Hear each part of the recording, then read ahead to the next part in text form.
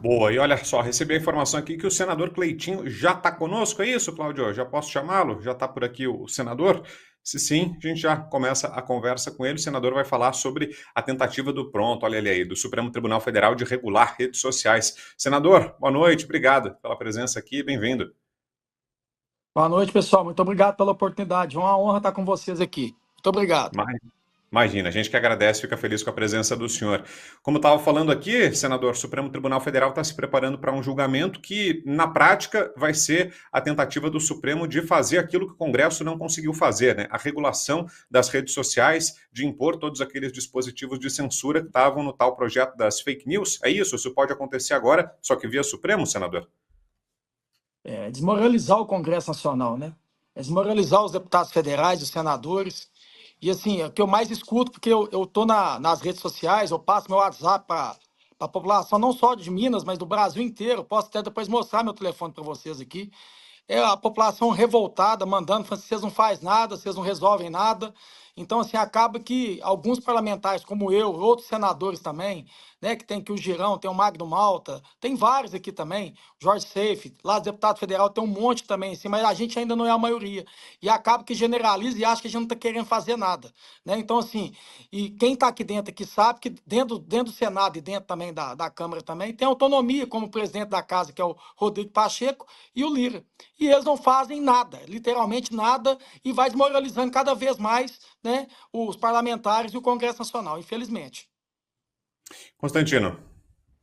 Senador, boa noite, seja muito bem-vindo ao Bradock Show, um prazer tê-lo aqui. Se realmente o senhor tem sido uma das vozes mais combatentes aí em relação a essa loucura que estamos vivendo. Eu quero trazer aqui a coluna no Poder 360 do jurista André Marsiglia, que é alguém que entende do assunto e que, obviamente, tem uma postura, digamos assim, moderada, né? Não dá para dizer que ele é nenhum radical bolsonarista, coisas assim que a imprensa fala. E o texto diz: STF vai regular com censura as redes sociais. Corte analisará temas que, na prática, recorta e cola o PL das fake news com um tom mais agressivo e censório. Quer dizer, é um alerta assustador. O deputado Gustavo Gaia bebeu dessa fonte para fazer um vídeo que está viralizando, né? E nós queremos lembrar aqui a audiência que esse PL das fake news, apoiado por Rede Globo, por Estadão, né, o jornal moderado, relatado pelo comunista Orlando Silva. Foi graças a muita mobilização popular e alguns dos nossos representantes, né, que nós conseguimos impedir aquilo naquele momento. Hoje me preocupa, senador, desculpa a longa digressão até a pergunta, alguns movimentos dentro da direita, deixando um pouco de lado essa combatividade, esse enfrentamento, e falando de uma estratégia mais lá na frente, né? Não, 2026, uma espécie de xadrez 4D, uma coisa assim, sendo que nesse xadrez 4D entra até o Kassab, né, que está lá, né, com o Rodrigo Pacheco, que o senhor mesmo mencionou, está bloqueando qualquer iniciativa para consertar o problema. Eu fico meio assustado. Eu acho que a única chance que temos é povo nas ruas, parlamentar subindo o tom e, quem sabe, se Deus quiser, o Donald Trump voltando à Casa Branca para dar uma ajudinha de fora. Eu queria ver a sua análise, como é que o senhor vê isso. Concordo plenamente com você. E isso só piorou agora também pelas eleições de São Paulo com o Pablo Marçal, por ele usar tão bem as redes sociais. Tem gente que gosta dele, tem gente que não gosta, mas ele provou que dá para fazer barulho numa rede social, numa eleição, né, que deve ser a mais importante do Brasil, que foi a de São Paulo agora, sem tempo de TV, sem fundo eleitoral, e viu o que ele fez pelas redes sociais. Vocês estão achando que não, mas os políticos tradicionais estão morrendo de medo da situação das redes sociais. E quem está na política sabe que achar que os poderes, por mais que sejam independentes, os parlamentares de esquerda, esses deputados, senadores mais tradicionais, conversam sim com os ministros do STF. Então, se eles não estão conseguindo através daqui, porque aqui a gente não deixa, eles estão querendo que o STF faça isso. Rodrigo, você entrou numa situação que eu concordo com você, é de ficar falando que é só em 2026, que tem que eleger os outros mais senadores para a gente ser a maioria. Pô, e esses senadores que foram eleitos em 2018 e agora em 2022? Eu me posiciono sempre ali no plenário ali e cobro deles. Então, se já tem 36 apoiamentos, que esses 36 também se mobilize, se posicione, cobre. Eu já falei semana passada, É para obstruir tudo que tiver dentro do Senado, a não ser que seja coisa boa para o povo. Se for algum projeto que é para reduzir imposto, que é para ajudar a população, tudo bem. A gente sabe que isso não vai acontecer. O projeto está tendo lá esse dia para passar lá, é uma porcaria de um projeto para poder, a questão da lei da ficha limpa, para poder flexibilizar mais ainda, para poder beneficiar Eduardo Cunha, Sérgio Cabral, passou na Câmara e está lá no Senado. Só não passou semana passada porque não tinha parlamentar suficiente para passar. Eu te garanto que semana que vem, a hora que voltar normal, porque essa semana agora, uma casa cara igual o Senado, ela está fechada. Ela não teve reunião hoje. Então, assim, fica difícil até para a gente mobilizar, para a gente usar a tribuna, para a gente poder mobilizar mais senadores. Essa semana não vai ter nada lá por causa de eleição. Isso aí é uma afronta, uma vergonha para o povo brasileiro. Pagar uma casa cara dessa, pagar um Senado igual fica caro, para não ter nada lá. E eu ficar escutando senadores, com todo respeito aqui, falar que só tem jeito de fazer alguma coisa em 2026, pô. Então vai passar ainda o resto de 2024, o resto de 2025 e o resto de 2026 apanhando todo dia do STF. Isso é uma vergonha um trem desse. E eu fico revoltado, sabe por quê? Porque eu nunca levei desaforo para casa. Meu pai me ensinou isso desde pequeno. Se você tiver de resolver as suas pendências, resolve na hora. Não leva desaforo para casa. O que eu levo, desde quando eu entrei para o Senado em 2023, é levar desaforo para casa das pessoas que estão falando que não tem homem dentro daquele Senado ali, que é um bando de frouxo. Eu não sou frouxo, não. Eu tô ali para fazer tudo que tiver de fazer. De apontar o dedo, não precisar de apontar o dedo. Eu entrei limpo na política. Eu não devo nada para ninguém, não sei pro povo. Não devo para partido, não devo para ministro. E eu tenho que ficar escutando senador ficar falando e polícia falando que é só em 2026. Vai tomar banho, senhor. Você me desculpa, Fala, viu? Que eu Fabi. tomei. Eu pego meu telefone aqui, Rodrigo, Fabi. É toda hora as pessoas. Vocês é um frouxo, vocês não fazem nada, vocês não resolvem nada. As pessoas não têm o entendimento como é que funciona o regimento interno, como é que funciona dentro do Senado ali. Quem dera se eu, sozinho, pudesse falar assim, que, ó, com a minha canetada, eu impeachmo o ministro Alexandre de Moraes. Só com o meu voto. Infelizmente não é assim. Agora ficar escutando. Fez o que fez o ano passado sobre essa questão das redes sociais. Agora escutar o STF falar que vai legislar em cima da gente. Isso aí é um murro na cara da gente. Isso é desmoralizar a gente. Pode pegar e fechar o Senado, fechar o Congresso Nacional. Você, Fabi, sua pergunta. Bom, senador, primeiro eu quero ser solidária e a sua indignação, porque até nós aqui, que não somos políticos, a gente recebe essas cobranças, eu acho legítima, inclusive. E sabemos que está todo mundo cansado. Inclusive, a parte da sua fala que você falou assim, o STF não vai parar, não vai mesmo. Hoje mesmo a primeira turma decidiu não devolver, né, o passaporte para o presidente Bolsonaro. Também o Gilmar Mendes já saiu falando também a questão lá de que não adianta fazer PEC, porque isso, porque aquilo, ou seja, né, eles já estão pré-julgando algo que é o legislativo que está fazendo ou deveria fazer. Então, vou me apegar na ponto positivo que eu achei da tua fala, tem 36 senadores, e realmente, 36 senadores dá para fazer muita coisa. Se não dá para fazer o pedido de impeachment, né, colocar em pauta, dá para fazer umas obstruções, algo nesse sentido. O que a gente, como população, a gente pode ajudar vocês para esses 36 se unirem e entenderem que essa é uma das principais pautas do Brasil na atualidade? Fábio, que fique claro aqui que eu não estou achando ruim da população me cobrar, não. O que me deixa triste é poder não ter resposta para a população, porque ela não aguenta mais falar assim, tá, e aí, o que vocês vão fazer? Porque a gente vai lá, sobe em plenário, faz o discurso, se posiciona, questiona, cobra, faz tudo o que a minha função tem que fazer. Só que não é o suficiente. Então, assim, quando eu falo isso, não é cobrando do povo, achando ruim de ser cobrado, não. Agora, o que eu acho que a população pode fazer, que já está fazendo é muito, é cobrar de cada senador mesmo. É poder encaminhar no seu e-mail. Vocês acham que isso não faz diferença? Eu vi senador bloqueando comentário. Eu vi senador que ia publicar alguma coisa na rede social dele, bloqueando tudo, não deixando ninguém comentar. Então isso faz diferença sim, faz toda a diferença. Então é pedir que a população continue, né? Quem sou eu para pedir à população? Eu só sou empregado do povo, tenho que trabalhar para o povo. Mas é pedir isso, porque a população que está ouvindo aqui agora, que está vendo a gente, é o patrão. Então cobre do seu empregado, cobre de mim, cobre dos 36, não só dos 36. Eu falei isso um dia, deve ter um mês. O que aconteceu também, Fabi, que atrapalhou demais da conta, foi essa questão das eleições. Querendo ou não, esfriou. Porque cada senador e cada deputado foi para a sua região poder fazer campanha para os seus prefeitos. Eu, graças a Deus, não preciso de prefeito para poder me eleger. Eu preciso só do povo. Então não tem essa babação de ovo com o prefeito, essa chatice de ficar puxando saco de prefeito. Então, assim, eu pude ficar aqui nos meus dias que eu precisava de ficar aqui. Só que não é todo mundo que tem a forma que eu trabalho. A maioria é a forma tradicional que precisa apoiar. Então, Tem 45, mais de 45 dias, né? Só que acabou o primeiro turno, tem mais de 45 dias. Tem 2 meses que esfriou tudo. A verdade é essa.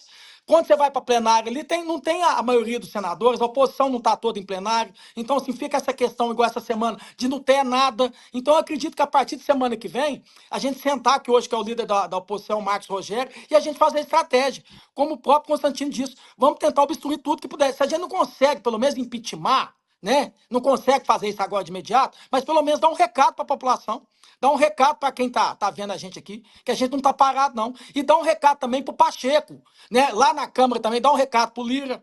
Que eu já falei para o Pacheco, eu quero ver se o Pacheco ele é homem suficiente para daqui 2 anos ele ser candidato, ou a senadora, ou governador, que estão falando lá que o Lula quer que saia de todo jeito a governador. Eu quero ver se ele é homem para ser candidato a governador lá em Minas Gerais. Eu queria ver. Inclusive, se eu sair candidato, se não tiver alguém da direita para ser candidato para enfrentar ele, eu faço questão de ser pré-candidato a governador para poder enfrentar ele. Então, eu quero ver 45 dias na rua. Porque as pessoas de Minas Gerais sabem disso, mas às vezes a população do Brasil não sabe. O Pacheco foi eleito com 100% de voto da direita.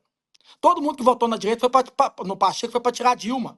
Então, assim, o Pacheco hoje, ele não tem zero eleitor dele da direita. Ninguém da direita quer votar no Pacheco, por tudo que ele está fazendo.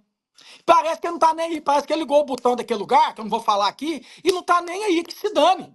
Você fala com ele, entra no ouvido e sai no outro. Agora as pessoas acham que a gente vai chegar no plenário e vai matar ele. Não vai, a gente não vai fazer isso com ele. Então, assim, eu quero só deixar isso bem claro aqui, que tudo que tiver na minha possibilidade aqui de fazer, eu vou fazer. E eu queria falar uma coisa aqui que aconteceu, eu não vou citar nome aqui, mas quando eu entrei bem no início do mandato do ano passado, que é uma questão também de ética aqui, a gente fez uma reunião com um monte de senadores lá, numa mesa, que te cabia lá uns 40 senadores, não sei se tinha uns 25 a 30 senadores, para a gente começar a se mobilizar para essa questão do impeachment do ministro Alexandre de Moraes. Aí, um senador pegou, deu um tapa na mesa, pegou e falou assim: você está vendo esse que está do meu lado? Era eu que estava do lado dele. Esse aqui é limpo. Você vai mexer com isso, fulano? Você vai mexer com isso, fulano? Bateu na mesa e falou assim: eu não vou perder meu mandato, não. Vocês sabem como é que funciona lá? Aqui tem que tem processo, tem isso, tem aquilo. Acabou a reunião. Então, assim, tem coisa que às vezes a população não sabe. Eu não vou aqui citar nome de nada, falar o que foi, contar detalhe, mas tem muito, no caso de deputados, de políticos, que infelizmente tem processo lá e fica esse toma lá da cá. Então, assim, não vai se posicionar. Não adianta falar aqui. Então, tem coisa que a população também precisa saber.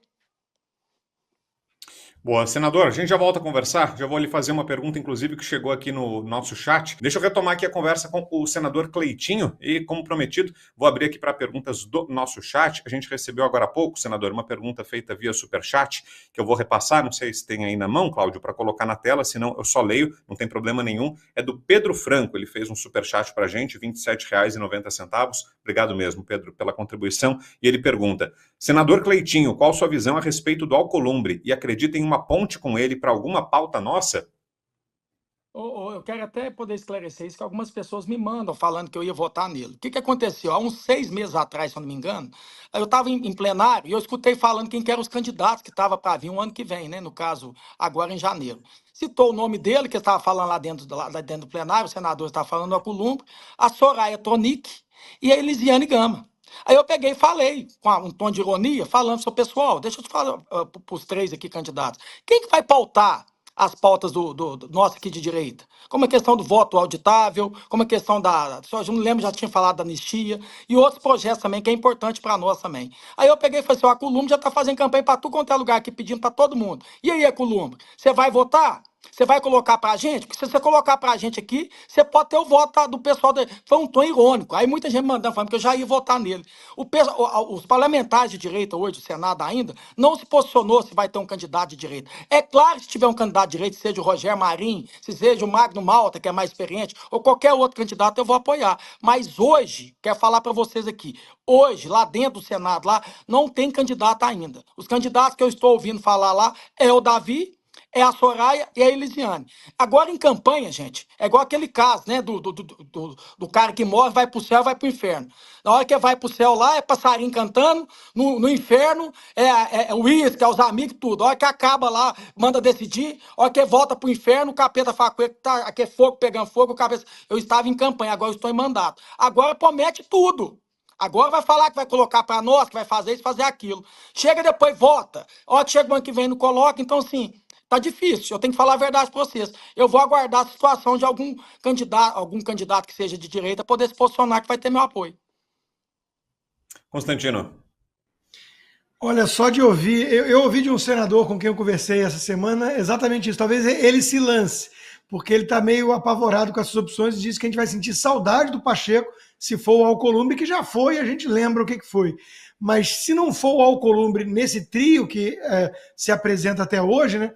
Quer dizer que é a Soraya Tronic, a onça traidora lá, e o Flávio Dino disfarçado de mulher, a Elisiane Gama, é isso? Do CPI. Eu sei, Rodrigo, que eu sei até agora são esses três. É de lascar, senador, é de lascar. Senador, não que eu acho que faça muita diferença, mas é uma pergunta que muita gente faz também, que é o seguinte: eu digo que não faz tanta diferença porque tem muitas pessoas que não têm o foro privilegiado e estão sendo julgadas e condenadas fora do seu foro pelo STF. Então isso hoje em dia não tem mais esse critério, essa divisão. Mas o senhor mesmo mencionou ali que muita gente tem rabo preso, muita gente depende de algum tipo de, enfim, negociata, acordo, ou deve coisas de padrinho no passado. O senhor acha que mudar essa questão do foro privilegiado dos parlamentares, que é uma coisa bem jabuticaba brasileira, a quantidade excessiva de gente que tem o foro privilegiado, isso seria um passo importante para começar a tirar a romper esse círculo vicioso do Supremo pressionando e dos parlamentares cedendo que a gente vê hoje? Concordo plenamente. Para mim, deveria acabar logo com essa questão do foro privilegiado. Não deveria nem existir. Deveria ser extinto isso. Até porque eu acho que quem não deve não tem que temer nada. Né?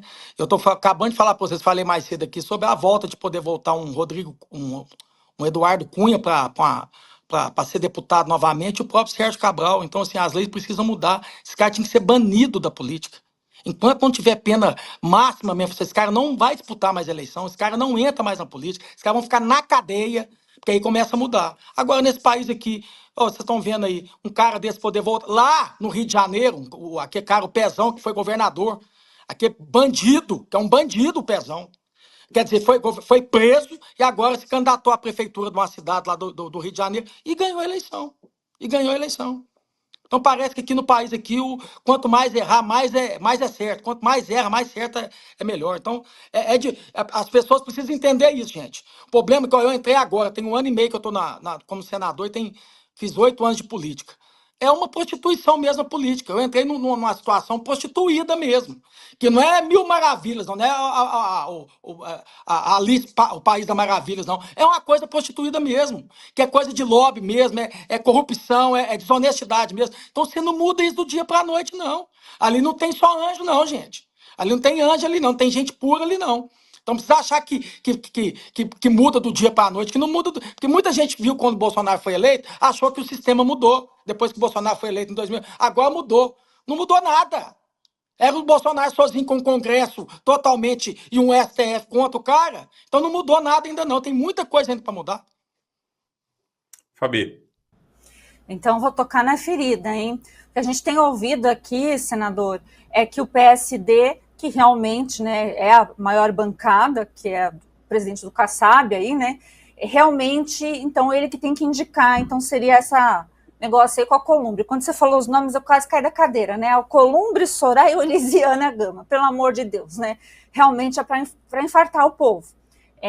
Acho que isso vai ter muito pouco apoio popular, mas talvez eles não se importem tanto. Mas meu ponto é o seguinte, foi falado, mas se a gente negociar, a gente não vai ter cargos bons na mesa ou nas comissões. A gente sabe a importância delas, realmente é bastante importante. Veja aí na Câmara, a diferença que foi ter a CCJ, a gente já teve a Bia Kicis, hoje com a Carol de Tone, só que a gente não viu isso ocorrer no Senado. Existe uma chance, com o seu olhar, não estou falando com o meu, eu tenho uma opinião formada, mas com o seu olhar, do PSD, do Kassab, dar uma rasteira no PL e não dar nenhuma cadeira que importa? Ou o senhor acha que já é demais? Não, eu acho que acontece, Fabi? Naquela situação que você disse, igual lá na Câmara, que acabaram que eles conseguiram negociar, é porque também eles votaram no Lira, tem isso também. No nosso caso aqui, quando a gente foi votar, a gente não votou no Pacheco, a gente votou no Rogério Marinho. Então a gente ficou sem nada também, a verdade é essa. Então vai depender muito disso. Por exemplo, sai um candidato lá que não seja o o Alcolumbre, seja outro. Se a gente votar nessa pessoa e ela ganhar, com certeza a gente tem poder de negociação, porque a gente votou também, que é a base nossa de oposição, como o PL, como eu não estou no PL, mas eu estou no Republicanos. É outro partido também que só vota com o governo também. Mas então a gente tem poder de poder negociar. Agora, se a gente pegar e votar contra também, eles achar que eles vão dar alguma coisa para nós, que eles não vão dar nada como o Pacheco fez há 2 anos atrás. É assim que funciona. Senador, vou fazer mais uma aqui do nosso chat. Até anotei aqui para não esquecer. Tem duas, aliás. Vou fazer as duas, depois eu devolvo para o Consta. Vou privilegiar aqui o nosso chat. A primeira delas é da Nadir Carmo. E o Cleitinho não pode ser presidente do Senado? Posso. Eu quero ver quantos votos que eu vou ter, ainda mais que é secreto. Mas sim, se eu ver que o trem tá ruim, se não tiver nenhum candidato, eu saio. Vocês vão ver o que vai acontecer. Deve ser só meu voto. Boa. Mas tá bom. E a outra pergunta, ó, do Ernesto Campana. Só para me concluir aqui, porque a Fabi colocou uma coisa assim, que os 3 candidatos não têm apelo popular.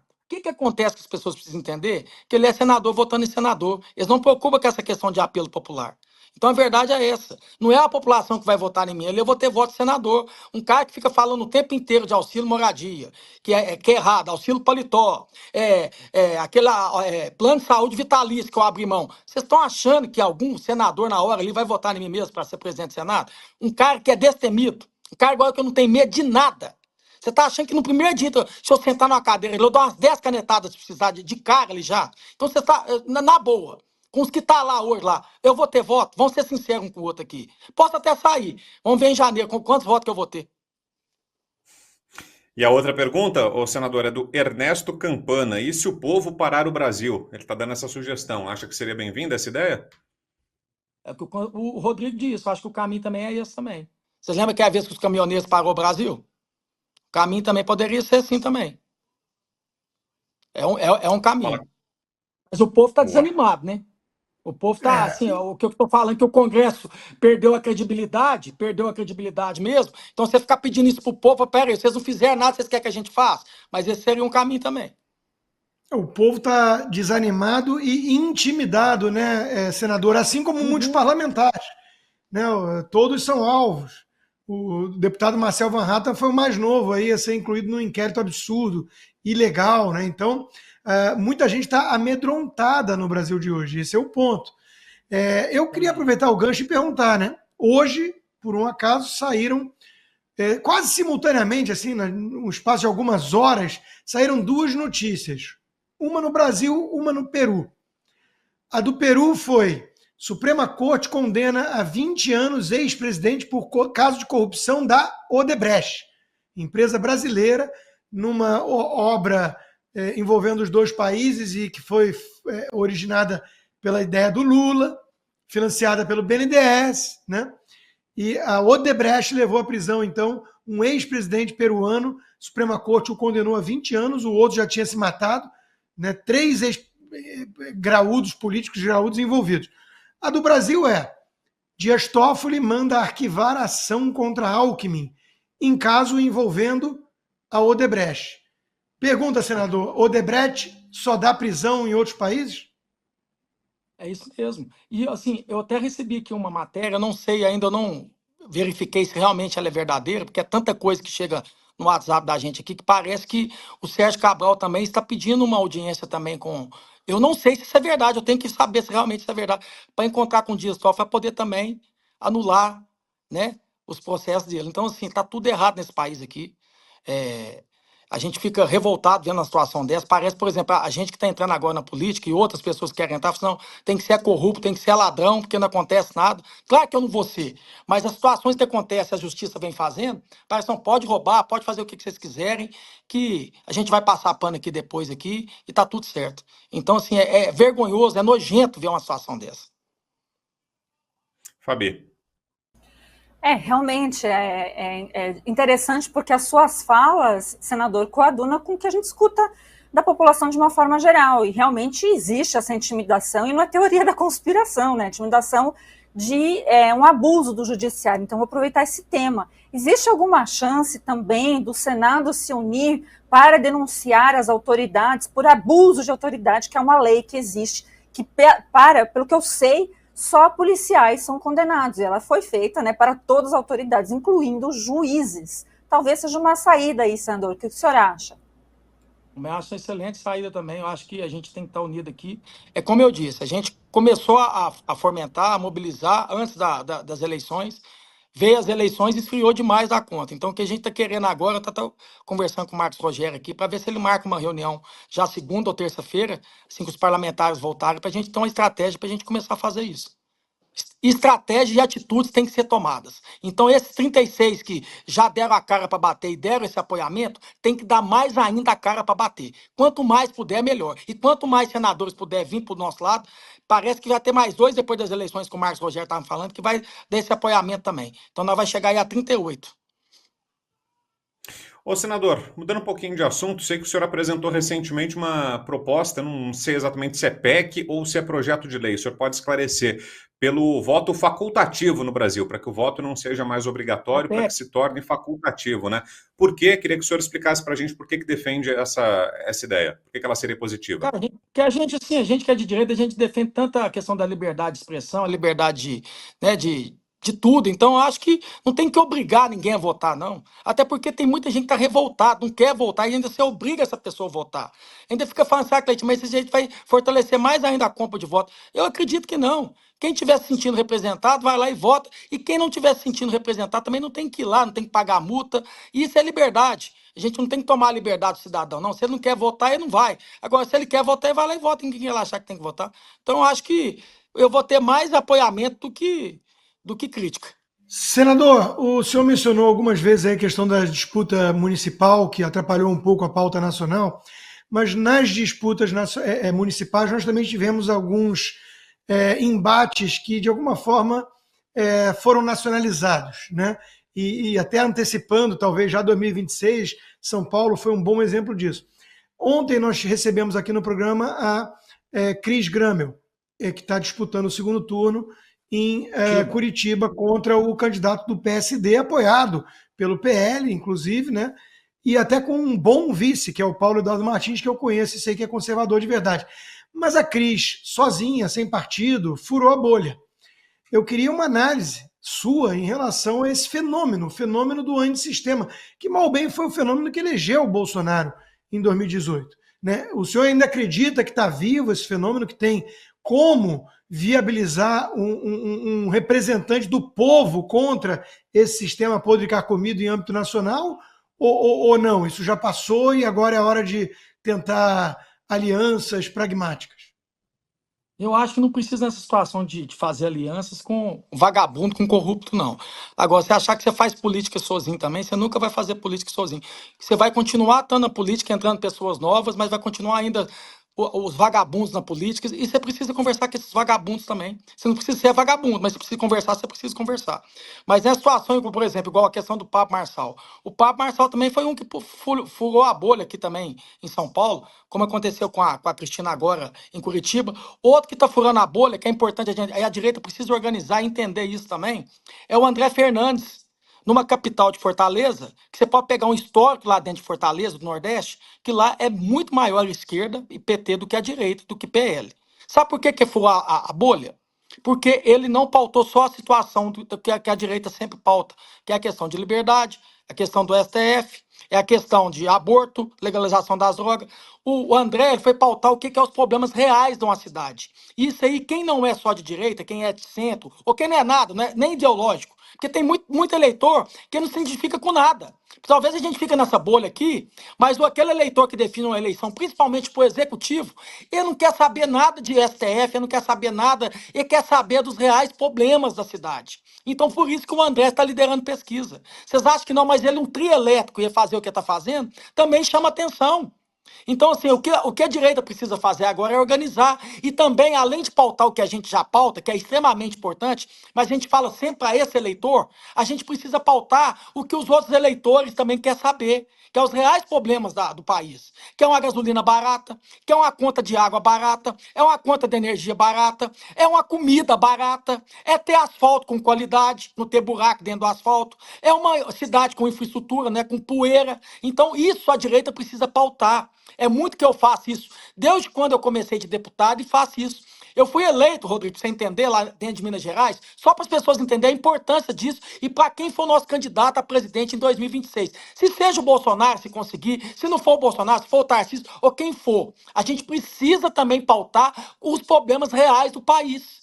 E isso que a gente precisa pautar. Por que eu estou falando isso? Eu, como senador, candidato com apoio do Bolsonaro em Minas Gerais, numa região que também é forte da esquerda, que é o norte de Minas Gerais, e o Vale de Jequitinhonha, o Bolsonaro perdeu o Lula. Eu ganhei. Eu ganhei do Bolsonaro. Eu ganhei do Lula em algumas cidades. Então mostra que o eleitor do Lula também votou em mim. Se eu tivesse só o eleitor, no caso da direita, talvez eu não teria ganhado a eleição do meu concorrente, que era era apoiado pelo Lula, que foi o ministro Alexandre Silveira, que hoje é ministro.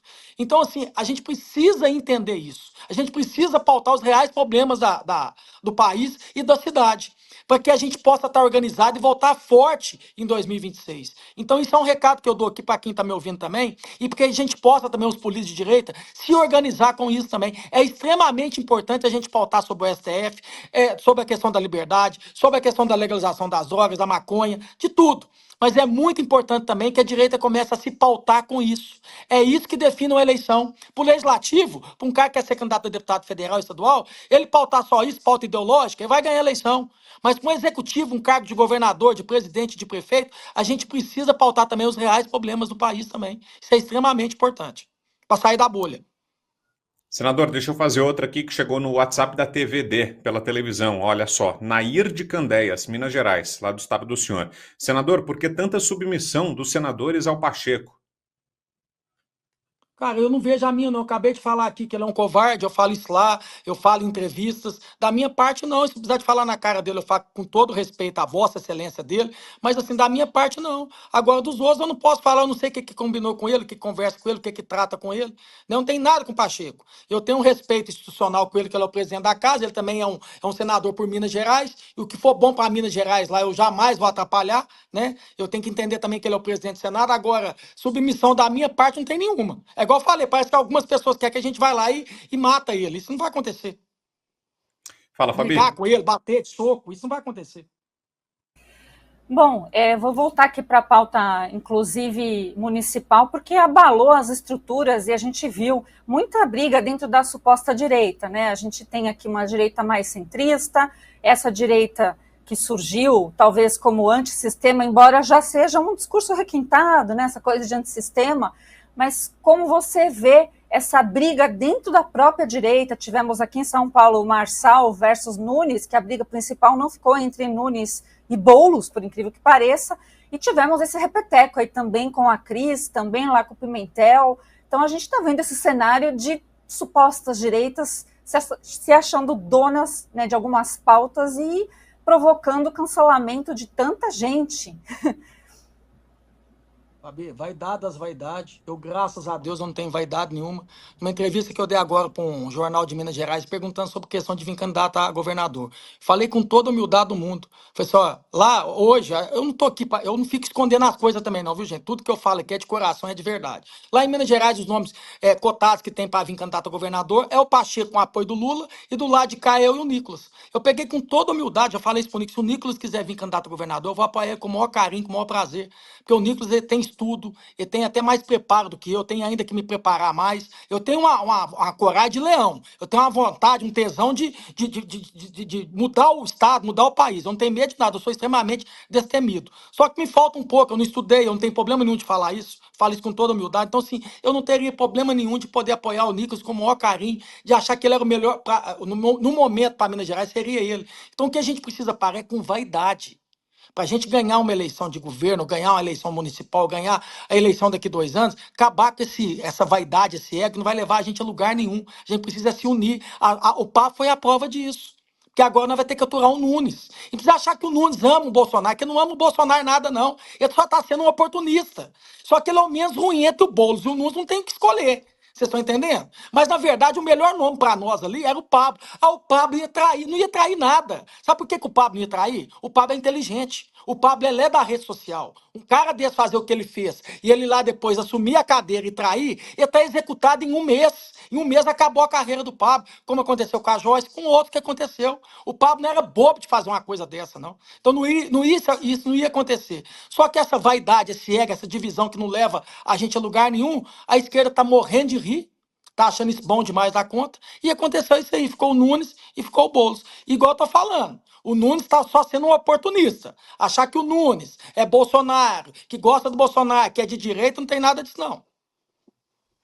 Ô, senador, deixa eu voltar à questão da disputa pela presidência do Senado, que ontem a gente teve uma manifestação do ex-presidente Jair Bolsonaro sobre essa disputa. Ele deu uma entrevista ao nosso amigo Alexandre Pitoli, lá da Auriverde Brasil, e aí o Bolsonaro falou algo como, não vou reproduzir aqui as palavras exatas, estou falando de cabeça, que foi um erro, ou fez uma retrospectiva do que foi a última eleição à presidência do Senado, que o PL teve candidatura própria, do Rogério Marinho, perdeu e aí ficou com água e palito, só ficou com água e palito, ou seja, não teve nada, não teve nem as comissões. Aí o Bolsonaro defende que haja um planejamento melhor agora para que o partido tenha pelo menos direito às comissões e representação na mesa diretora, mesmo que não consiga eleger o próximo presidente do Senado. Queria ouvi-lo sobre isso. O senhor vê a importância, qual a importância de espaços em mesa diretora, em comissões? Isso tem que ser algo a ser levado na mesa de negociações? Eu vou ser bem objetivo e bem direto aqui, porque eu sou bem objetivo e bem direto. Para a gente ter espaço em mesa, para a gente ter espaço em comissão, a gente vai ter que votar em quem vai ganhar, meu irmão. Quem vai ganhar é a turma deles, é só a maioria lá. Então, assim, se for para não ter espaço, for por uma questão, né, de utopia, de lançar um candidato à direita para a gente perder, vai continuar do mesmo jeito. Isso é fato e praticamente é o que pode acontecer. Porque o que acontece? Quem que era o presidente era o Davi. Quem sucedeu foi o Pacheco. Ele já tem toda uma negociação ali. Os senadores que já votaram nele já têm o direito a comissão tal, já tem um cargo ali, já teve um favor ali. Então acaba que ele já tem favor, devendo um favor um para o outro. Então, a hora que o Pacheco falar assim, o meu candidato é esse, aquele que o Pacheco ajudou durante 2, 4 anos, sou fulano, que eu fiz isso para você, você tem que votar nesse aqui agora. Se você não votar nesse aqui agora, você não vai ter isso aqui. Então é assim que funciona. Você está entendendo? Então, assim, o Bolsonaro que está falando tem fundamento. Mas aí vem, igual o Rodrigo, a gente está conversando antes, sobre aquela situação que, da questão dos deputados federais, eles votaram no Lira. Então, como eles votaram no Lira, o Lira falou: isso aqui é de vocês, isso aqui é de vocês, isso aqui. O que aconteceu com a gente? A gente não votou no Pacheco. Como a gente não votou no Pacheco, a política funciona assim. Infelizmente, ela é assim. É igual eu falei, a gente entra numa situação, num sistema que é prostituído. E ela é assim, você votou, meu amigo, você vai ter aqui, ó, você vai ter direito a isso, isso, aquilo. Você não votou, é escanteio. Eu não tenho nada lá. Entendeu? E eu não preciso de ter para me ganhar uma eleição. Só que tem outros senadores, outros deputados que precisam. Então é assim que funciona. Então, igual eu falei para vocês, os 3 candidatos que tem até agora são esses. Aí, quem está ouvindo aí, escreve aí o que acha desses 3 candidatos aí que eu citei o nome aí. Vamos ver se a direita lança um e tem estratégia para ganhar. Porque aqui, ó, é só vocês pensarem. A gente tem 36 apoiamentos de um pedido de impeachment. 36 apoiamentos, né? Aí que tá. Deu 41, que é a maioria. Talvez se a gente chegar aos 41, a gente pode ter uma chance de ter um presidente do Senado, tendo 41. Vai lá, constar. Senador, quero voltar à questão de paralisar o país, né, e impeachment, mas dessa vez não do Alexandre de Moraes, e sim do Lula. Quando o PT vinha destruindo o Brasil na primeira gestão, né, longa, de quase 14 anos, isso foi interrompido por muita gente na rua e um centrão fisiológico com um senso de sobrevivência. A figura que tocou o impeachment foi o Eduardo Cunha, né? Então isso já diz muito. O que o senhor acha que falta como ingrediente para isso acontecer de novo, uma vez que o Lula já deu todos os sinais de que nada esqueceu e nada aprendeu, pelo contrário, está mais radical. Na questão externa, o Brasil virou um pária, um bicho horroroso, tóxico mundial, do lado do eixo do mal. Era para o Lula, se não tivesse tido a queda, está apertando a mão do Putin hoje, né? É a economia que falta, o senhor mencionou a questão das pautas reais do dia a dia do povo. É isso que falta? É o povo sentir no bolso, no dia a dia, de forma mais intensa, o estrago que nós já estamos vislumbrando para o país? Acredito que sim. Eu sempre falo isso, até nessa situação, se não tiver impeachment ou não, mas se a economia do país cair mais ainda, e vindo caindo a partir mais do ano que vem, eu acredito que qualquer candidato que venha da direita para disputar, se for o Lula, que eu acredito que aí nem vem, que vai saber a situação que vai estar, ganha do Lula. Então, para conseguir uma pressão dessa para o impeachment, é questão da economia. Para mim, que eu vejo é essa mesmo. Fabinho, dá licença, eu vou fazer mais uma da TV aqui, que chegou no WhatsApp da TV, TVD News. Olha só, é de Santa Maria, Elcio de Santa Maria, Rio Grande do Sul. Quanto ao presidente Bolsonaro, vai sair ou não a anistia, senador? Sim, é o que a gente espera. Eu não estou aqui prometendo porque não depende só de mim. E eu acho que é o que a gente tem que fazer agora é fazer essa estratégia de poder obstruir e falar assim, ó, que ó, a gente só vai voltar a pautar aqui dentro do Senado se pautar isso que a gente quer também. Então, assim, a gente precisa fazer essas estratégias, é o que eu quero conversar com o Marcos Rogério para a gente poder fazer isso, porque uma das pautas que a gente mais está pedindo é a questão da anistia. Você, Fabi? E não pode esquecer da anistia também, né, senador? Principalmente do pessoal, né, do 8 de janeiro. Eu vi uma decisão que parece-me que a Argentina votou uma lei que vai ter que extraditar, então, o pessoal que está supostamente foragido, a gente sabe que não é muito bem foragido, falta até palavra para elencar esse pessoal. Então, a gente precisa de uma reação do Congresso para dar esse ponto de pacificação, se é que existe, como o senhor vê, como que está a negociação para as pessoas comuns do 8 de janeiro? Eu acho que o que pode passar também para essa questão da anistia é onde que eu falo que não tem jeito, às vezes precisa negociar. Às vezes, para essa situação se não tiver um candidato de direita, um exemplo que eu estou dando, né, para presidente do Senado, às vezes essas negociações para poder votar num candidato, estou falando que é o Davi, não, gente, pelo amor de Deus, que seja outro candidato aí, talvez trocando essa questão de, paute agora a PEC da anistia. Não é pautar depois de votar, tem que pautar agora. Não sei se vocês concordam comigo. Igual eu falei da campanha. Na campanha agora fala tudo. Não, eu vou pautar isso, pautar aquilo. Ganha a eleição, acabou. Então, se fizesse isso agora, talvez para nós era importante também. Então, eu vou até levar essa sugestão aí para o Marcos Rogério. Senador, peço que o senhor continue aqui com a gente. Vou trazer uma outra pauta nossa aqui das notícias do dia, daí vou pedir que o senhor comente também, assim como o Consta e a Fabi vão comentar. Vou usar o senhor aqui como comentarista nosso aqui na bancada, tá bom? Já que a gente falou bastante aqui do Supremo Tribunal Federal, de governo Lula, deixa eu avançar um pouquinho, falar sobre o encontro dos BRICS que está acontecendo. E tivemos hoje um encontro que chamou muita atenção. Vladimir Putin e Dilma Rousseff estiveram juntos hoje lá na Rússia. Está acontecendo o encontro dos BRICS, dos países que reúnem, o bloco que reúne países Brasil, Rússia, China, Índia e África do Sul.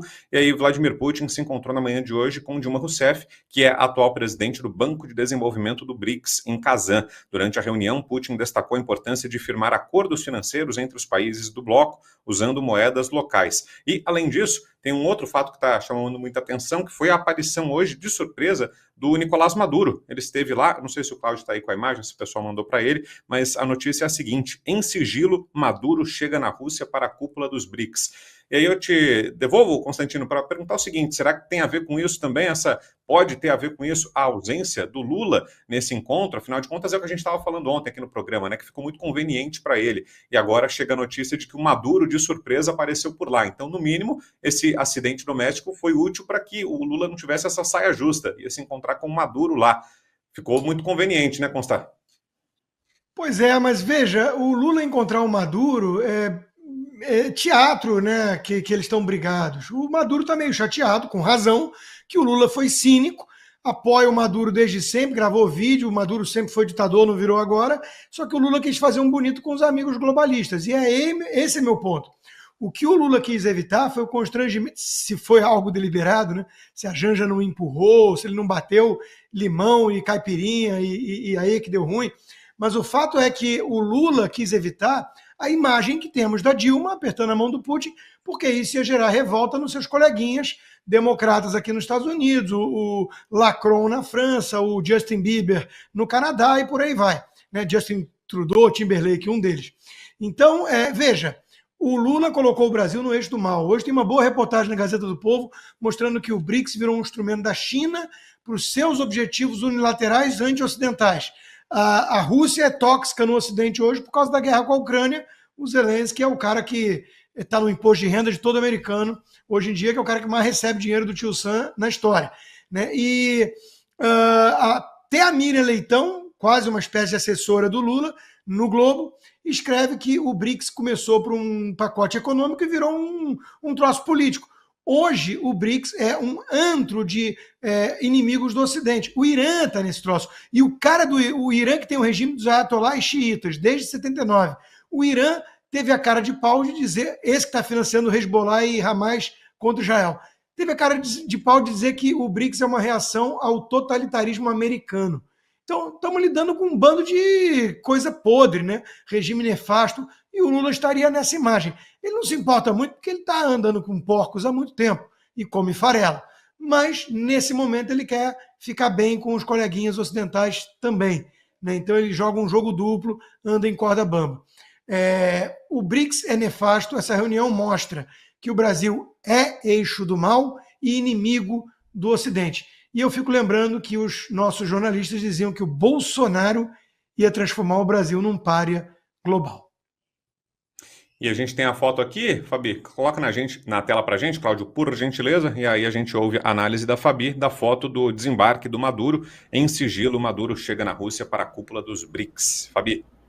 Daria para comparar também que hoje, em sigilo, o Lula foi ao hospital, né? Acho que é bem coisa de tiranos. Gostam de um sigilo, põe sigilo em 100 anos, depois acusa os outros de fazer exatamente isso.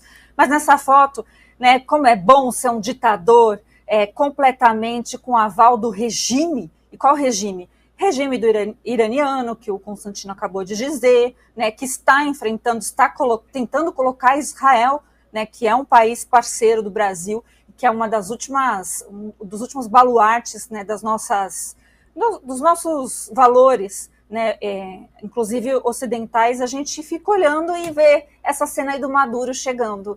E eu tenho que dizer aqui que o Lula, provavelmente, gente, eu não sei, mas teve uma foto que foi colocada, se ela for atual, porque nesse governo a gente precisa pedir provas sobre provas, né, e nunca se sabe se realmente aquela foto é de hoje. Desculpa, mas o governo Lula é assim mesmo. Se for de hoje, não deu para observar nenhum hematoma na cabeça do Lula. E aí a parte até engraçada, né, que a gente vê muita gente falando de sósias do Lula. O Brasil não realmente fantástico para essas coisas. Mas o principal aí, né, que o Putin elogiou a Dilma. Então a Dilma está com aval do Banco dos BRICS, né, como presidenta, vamos falar como ela gosta, do Banco dos BRICS. E isso, para nós aqui, é assustador, né? Porque eu tenho certeza que se fizesse aqui um tipo de plebiscito, se o Brasil deveria ficar amigo dos países, como já foi no passado, Estados Unidos, Israel e etc., versus Venezuela, Irã, China e Rússia, o que será que os brasileiros iriam escolher, hein? Ô, senador, e essa política externa nossa, hein? A política externa do governo Lula, que tal? Assim, grupo do mal, como o próprio Rodrigo disse. E outra coisa que me chama a atenção, não estou aqui para julgar, para condenar, não, mas Deus está vendo, né? Acontece essa questão do acidente dele, falando que ele sofreu um acidente em casa, e agora o Maduro chega, tem sigilo. Então, assim, quem sou eu para ficar condenando aqui, ficar julgando? Mas é bem. Hoje vou ficar calado, que é melhor, porque. Se Deus descer aqui, a gente abrir o livro aqui de cada político, e abrir o livro do Lula e dos parlamentares aqui do Brasil, aqui, é chibatada 24 horas aqui, porque, sinceramente, viu? E engraçado que um senhor de quase 80 anos, né, que poderia ter machucado a cabeça, eu vi uma foto dele, ele estava muito bem assim, não estou aqui julgando e condenando, que fique claro.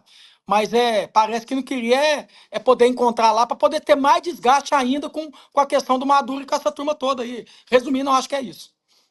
Vou só passar a palavra aqui ao Rodrigo Constantino, à Fabiana Barroso, ao senador Cleitinho, para agradecê-los aqui pela presença, especialmente o senador, nosso convidado hoje. Uma entrevista muito impactante, né, Consta? O pessoal aqui do chat e do WhatsApp da TV estão aqui eufóricos e se sentindo muito representados em tudo aquilo que falou o senador, gostando muito do jeito tão direto do senador. Então, eu queria uma palavra final sua, uma consideração final para a gente se despedir. Boa noite, até amanhã. Consta. Boa noite, Brown. Primeira coisa que eu falo é a seguinte, né? Quem não está indignado no Brasil de hoje está alienado. É a única alternativa. Então, acho que o senador captura bem essa indignação generalizada hoje, né? E o segundo ponto é que eu acho que o povo cansou de político fake, né? ensaiado, com teleprompter, script, marqueteiro. As pessoas querem algo genuíno, né? Você pode discordar, você pode eventualmente ter uma outra visão e tudo, mas as pessoas querem the real thing, como dizem os americanos, né? Aquilo que é real. E acho que o senador Cleitinho demonstra com muita clareza que é alguém assim, né? Então, muito obrigado, senador, pela participação. Foi ótimo o bate-papo e até uma próxima. Boa noite a Fabi e a toda a nossa audiência. Fabiana Barroso, valeu por mais hoje, Fabi. Bom descanso por aí. Uma mensagem final. Até amanhã. Até amanhã. Obrigada, Brown. Obrigada, Constantino. E, senador, eu vou pedir para você levar realmente, desculpa usar você, mas me senti na liberdade, de levar essa indignação lá para os outros senadores. Vai ter então, essas reuniões. Saiba que o apoio popular é tremendo para que as coisas tomem seu devido prumo no Senado. A gente está falando aqui do controle da constitucionalidade feita, exercida pelo Senado Federal, que para a gente também não ficar com essa cara de que pode apagar as luzes do Congresso Nacional, né? Talvez o Pacheco não tenha essa visão, mas basta saber falar bem falado. Então, eu vou delegar a você, Cleitinho, eu estou falando você mesmo, vou delegar a você. Semana que vem você nos conte quem é que a gente tem que pressionar e a gente vai te ajudar, tá bom? Estou me comprometendo aqui, não como programa, mas como cidadã brasileira.